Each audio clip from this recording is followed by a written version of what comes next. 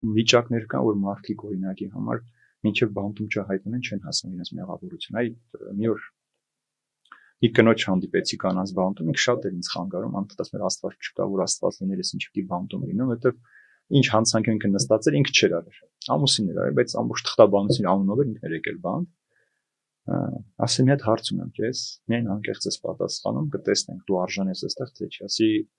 քո կյանքի մեջ քանի անգամ ես արհեստական վիժեցում աբորտ ասեց, հա մի 6 անգամ արհեստել եմ։ Դասի 6 մարդ սպանել ես 10 տարի մայր, որ քեզի դադնել քիչ էր։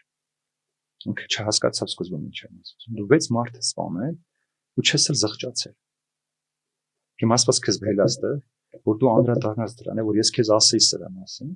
Ինքը սկսեց մտածել ինչ եմ ասում, հետո սկսեց աղոթել, հետո գրքեր ուզեց կարդալ, հետո մի քանի ամիս հետո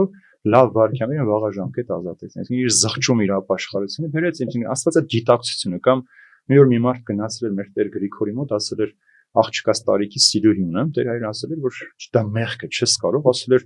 հնարավոր չէ, առանց իր մեկ օր չեմ կարող ապրել։ Դե ասել էր պայմանը սա է, դու գիտես։ Ու անցնում ամիսներ, Տեր հայրը ծնող բանտարկյալի մոտից իջնելուց ասում են քեզ հարցնող կա։ Գնում տեսնում այդ մարդը։